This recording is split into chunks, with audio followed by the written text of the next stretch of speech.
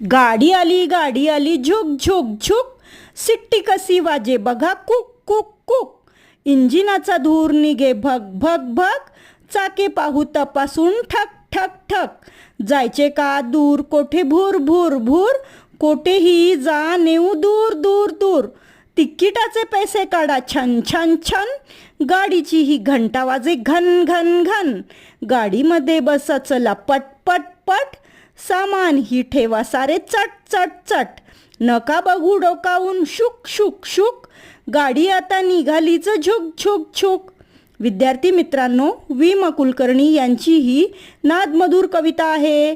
या कवितेतील यमक जुळणारे शब्द आता आपण पाहूया. यमक जुळणारे शब्द म्हणजे कविता म्हणताना शेवटी येणारे शब्द. ते गोड ताल आणि लय निर्माण करतात.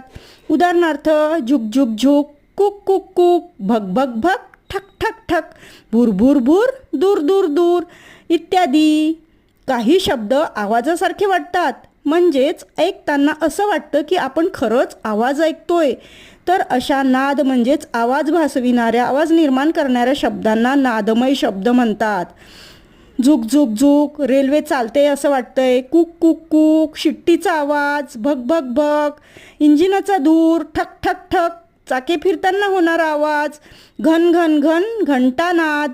चट चट चट, सामान ठेवताना होणारा आवाज.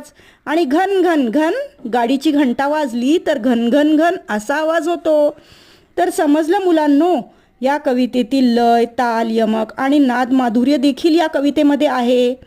मुलांनो, आज आपण झुक झुक झुक ही रेल्वेवरील कविता हे शिकली.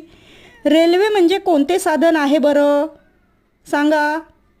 अगदी बरोबर, रेल्वे हे वाहतुकीचे साधन आहे. पण फक्त रेल्वेच आहे का? अजून कोणकोणती साधनं आहेत वाहतुकीची? सांगा बरं.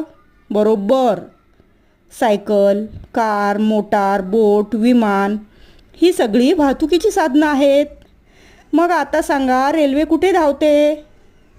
बरोबर, रेल्वे पटरीवर धावते. मग बस कुठे जाते? बरोबर आहे, बस रस्त्यावर धावते. आणि बोट? सांगा. अगदी बरोबर, बोट पाण्यात चालते.